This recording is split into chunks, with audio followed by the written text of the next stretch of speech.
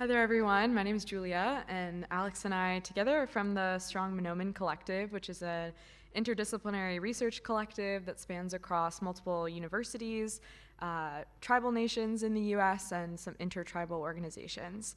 And we're chatting today about our project that's kind of one aspect of the larger work that we do, where we're creating localized agenda alerts to help inform and engage tribal citizens in local issues that matter to them. Just to give you a little more context of what we do, I work at Northwestern University, Alex works at Georgia Tech, and we have a number of different universities involved. And we work with Ojibwe nations, which are in the Great Lakes region of North America, so near Wisconsin, Minnesota, Michigan, kind of near the border of Canada. And we really try to investigate issues and challenges and questions that are driven by our tribal partners. Our kind of core themes altogether include environmental sensing, where you can see a small environmental sensor there doing microclimate sensing. We work in governance and policy research, which is very related to what we'll be talking about today, and then education and capacity building to help facilitate further tribal research and involvement in policy over time. So just to lay some groundwork, I was first going to go over some of the U.S. context of kind of how tribal nations interact with the U.S. federal government and local governments and how that might differ than some other municipalities. And then I'll jump in a little bit more into some of the Ojibwe context of the cultural significance of this project and kind of the questions that our partners are asking with us during this project. So our project is really starting from the place of understanding public meetings in the US. So things like town halls, city council meetings, county council meetings at the very small local level. About 97% of local governments in the US have some sort of public meeting where public comments are welcome or presentations are given and members of the public are able to provide their opinion or kind of provide comment to their representatives about issues that they care about. And most states in the US, if not all, have these sort of Open Meeting Act laws or sunshine laws that require local governments to provide advance notice about meetings and that they must provide meeting agendas. So in all three of the states that we work in, Minnesota, Michigan, and Wisconsin, states and counties and local governments are required to inform citizens online or in print notice saying, hey, we'll be having a meeting this Thursday, here are the topics that we'll be discussing, and here's who's coming to present. That's super useful for us because it provides a launching point for where this information can come from in informing policy interests for other people. The challenge comes, of course, in that every municipality does this in a different way, in a different timeline, in a different format. So it can be really hard if you're trying to track policy across several different municipalities to understand where you should go to access that information, but knowing that you have a right to that information is a helpful starting point. So there's a few key issues of sort of public meetings and why people either don't attend or can't attend. And these we've kind of heard both from our partners, but then broader context within the US and studies about public participation reflect these same trends. So the first being a lack of awareness. A lot of people don't know that public meetings are public. A lot of people don't know that they have the right to attend the public meetings or that they have a right, most notably, to know when those meetings are happening in their community. So there's a real kind of lack of understanding of what goes on in your local government, what decisions you're allowed to play a part in, and how you could potentially share your opinion or feedback. The second being accessibility issues. So a lot of these meetings might be announced very last minute. Usually states have a requirement about how many hours of advance notice are required, but those hour requirements can sometimes be as short as 18 hours of notice for a public meeting. If you're a working individual or an individual with a family or honestly just a normal adult, 18 hours of notice is not really enough to organize, mobilize, or put together coherent thoughts or opinions for a public comment.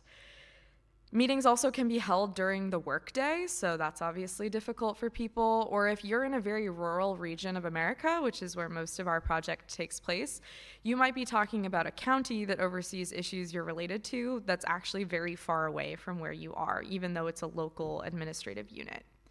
So those two things together, what people don't know about, and when people do know about things they might not be able to attend, create the skewed participation. And so local county councils or city councils might take public comments into consideration when they're investigating new policies, but those comments don't reflect the actual constituents within their area. And they're not necessarily going out and polling people about local natural resource management because they assume nobody cares. We see this reflected out in the broader national context in the US, where participants at local meetings tend to be whiter, older, and richer than the average constituent. And we see this reflected in the areas that we work as well. So the people who are most able to attend these meetings are retirees, people who don't work, or people who are already very actively engaged in their local community, which is just not feasible for someone if you're working 60 hours, if you're taking care of children, or you're just not as in tune with local policies. The second piece of key context to this is sort of how tribal governments work in the United States. So this graphic, which I did not make but I think is helpful, kind of explains how the idea of tribes as sovereign governments operates within the US. So when we talk about native nations in the US, we are talking about sovereign nations. They have the same recognized status as foreign governments and as state governments in the US. So you can see local government and county government both fall below state government, and tribal government is kind of this off to the side weird one that even people in the US often don't understand how that fully works. But the overall context is that tribal governments are sovereign and independent governments. They make their own decisions about things like policing, judicial outcomes, natural resource management, education, you name it. They are nations within a nation. But most of these nations were created through the process of treaties, wherein the US took land from native nations, signed treaties, usually against people's will, and those treaties exchanged a huge amount of land in guarantee of a couple kind of core principles that are upheld in the US treaty system. The first being guarantee of peace, so there's never any conflict or kind of military engagement now between native nations and the US. The exchange of land, so formal reservations are created where these native nations enact their sovereignty. Tribes receive hunting, fishing, and gathering rights, and then they also receive US protection. So were military intervention necessary, the US honors its commitment to tribes in a form of protection. So tribal governments have a very vested interest in knowing what is going on in the local context because it influences the politics and policies within their own nations. But there's a lot of core challenges for sovereignty. A huge issue being that a lot of people don't know that tribes are sovereign. So that's a very difficult starting point, but also that there's a lot of overlapping jurisdictions. So a reservation might be within one or multiple counties. There are at times cities that run through reservations where the city is not a part of the native nation, and so there are non-tribal members living within a reservation, which creates this interesting kind of conflicting systems and values. There's often a lot of information delays, so even though there are federal and often statewide requirements to consult and collaborate with tribes on policy that matters to them, there's a lot of delay in that system, and information often gets to tribes way after it's actually relevant. Same with having outdated contacts. I was recently talking to a partner who explained that they were still emailing a tribal chief who had not been in office in 5 years, even though that information is on their website. And so there's not this sort of goodwill faith from local governments to actually respect the sovereignty of tribal governments. And tribal governments are often understaffed and under-resourced governments. So they may not have the capacity to be following up and chasing other municipalities to ask them what their current policies are, how things are changing, who's been elected, etc. This is just one example from one of the nations that we work with. There's an ongoing road dispute because there are roads that are co-owned by the tribe and the city. The city hasn't been paying their portion of the road taxes. The tribe has barricaded the roads so that no one can get through, and it's been an ongoing dispute. So there are very real, tangible outcomes to this kind of disputed levels of sovereignty and policy coordination. Next, I'm going to jump a little bit into the Ojibwe context. So the Ojibwe is a very large term for the cultural indigenous group who we work with. Out of respect for what our partners have asked, I'm not going to specifically name any of the nations that we work with, but there are a number of independent Ojibwe nations in both the United States and Canada, and we work with several of them on the US side. So here in the pink, you can see what are the traditional homelands of the Ojibwe. It's quite a large area. And then here on the right, you can see what is the ceded territory. So as I mentioned earlier, ceded territory are lands that were signed over to the US or Canadian government in formal treaties. And so the areas outlined in black show you with the different years, what year and what area was ceded to the United States government.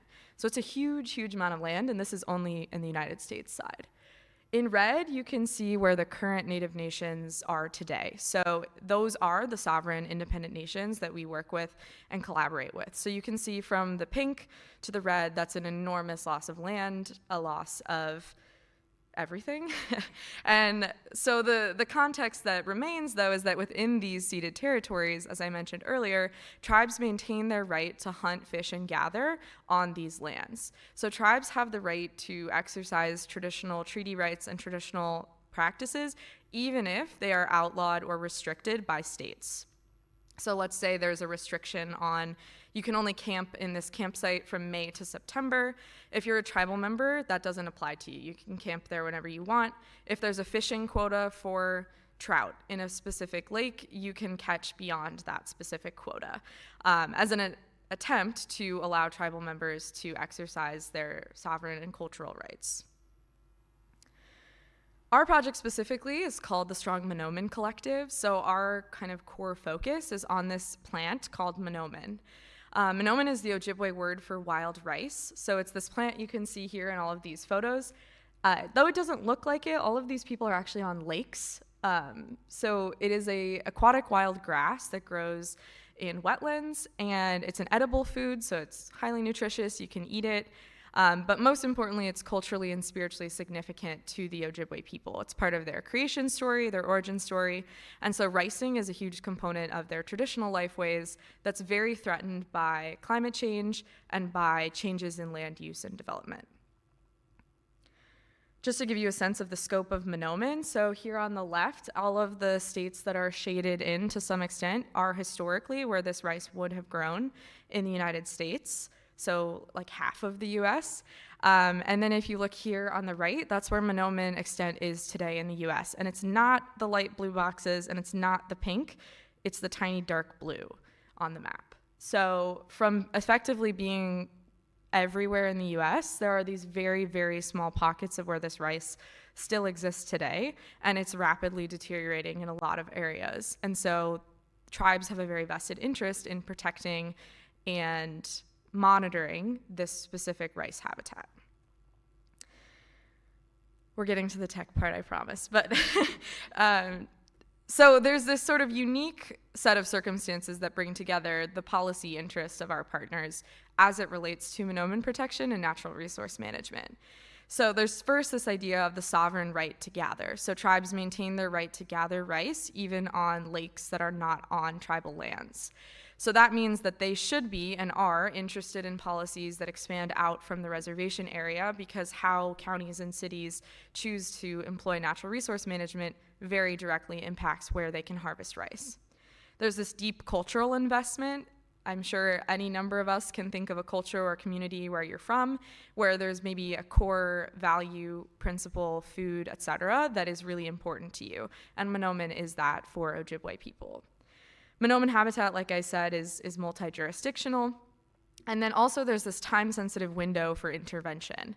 So one thing that can be really harmful for rice, for example, is when it's in its early stages of growth. If people go through in speedboats, it rips up the rice from the bottom of the lake.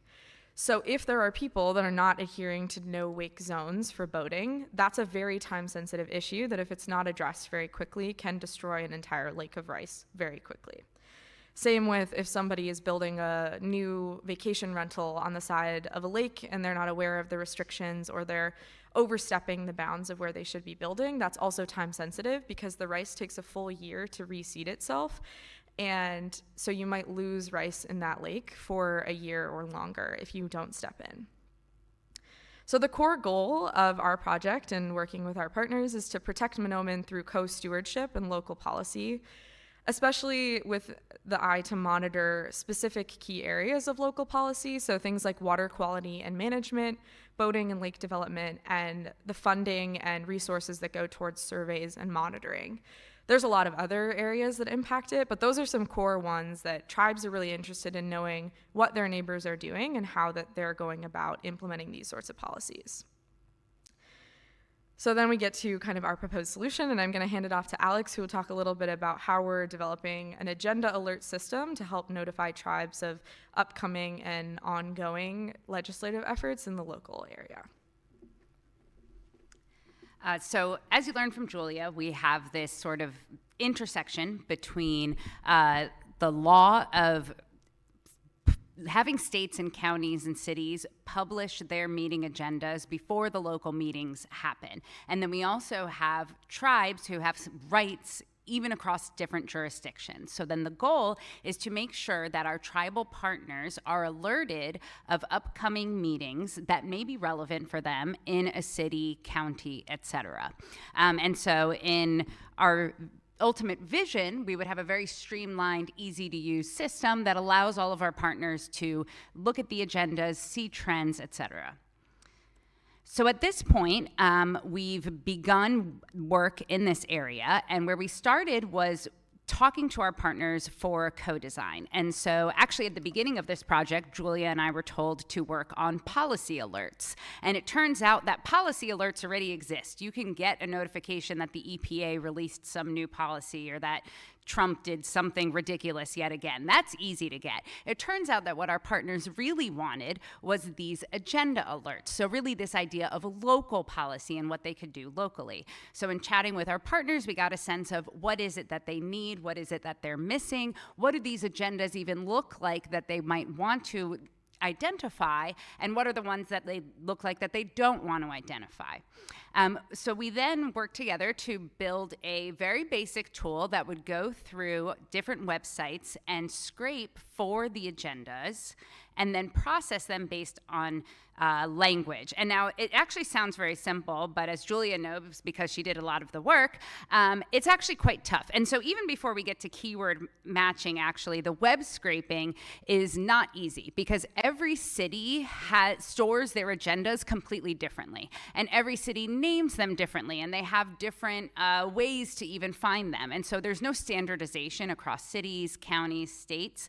And so scaling up, even for one tribe that might have to interact with 3 different cities and 2 different counties, it's quite a laborious process.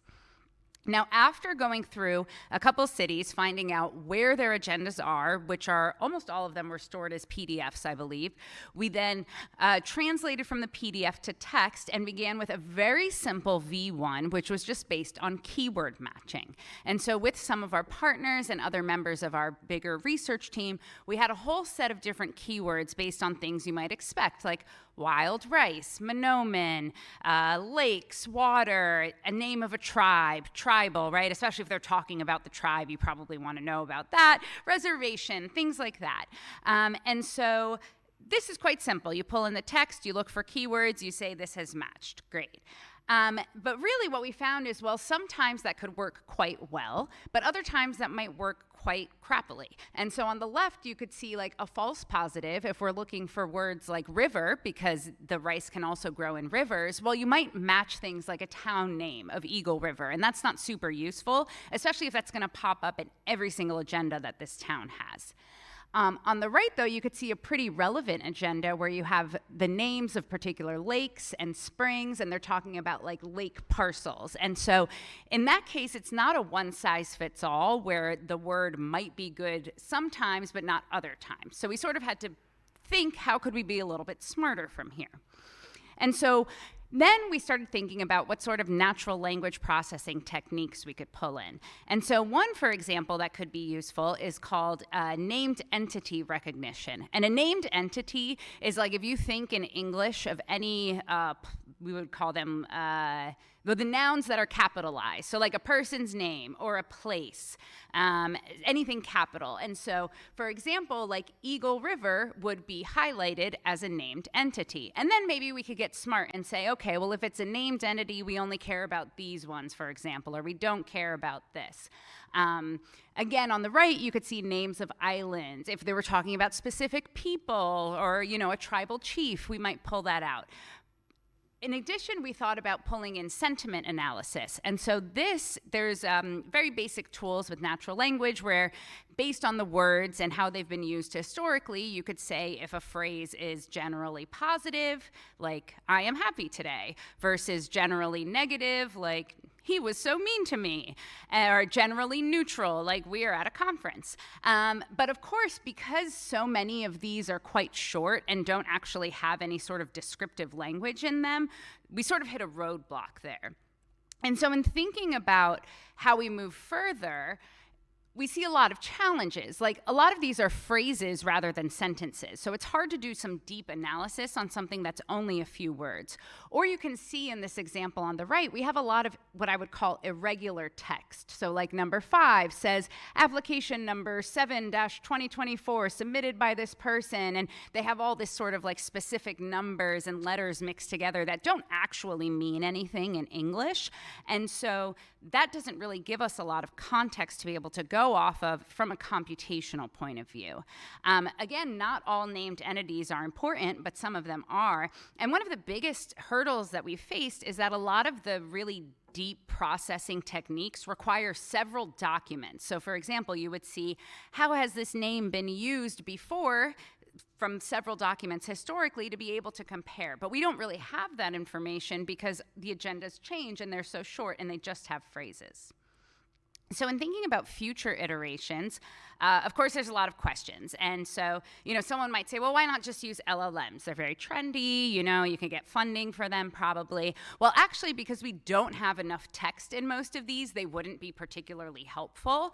And so instead, we're trying to think about how we can gain knowledge based on past meetings and how they relate to agendas. And so one example is to use what's called meeting minutes. And so after a meeting has happened, a city or a county will usually post the meeting minutes. So they'll post like a summary of what happened. And again, these might be short, they might be phrases, but at least we can get some additional context into how what actually happened mapped into what was said to happen. Also, we found that there are video transcripts through a research initiative, I believe, for some cities and counties, and so we could start to look to see how those transcripts might match. We could even get some of our partners to perhaps go in person and actually record what's happening in a meeting compared to the agenda, so we could start to be smarter about the predictions.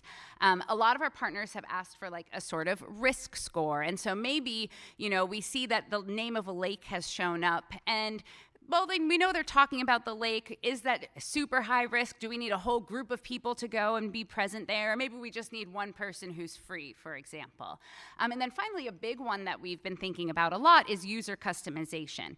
And so our goal is to have this tool be more broadly available, one, for all of our tribal partners, and two, for cities and towns across the US, but of course, not everyone is going to care about wild rice. And so then we have to think about, well, how could we have keywords or smart sort of language processing that matches what you're interested in? And so if you're interested in environmental causes versus educational causes, can we have users select that and then maybe receive a daily or weekly email based on the agendas that match?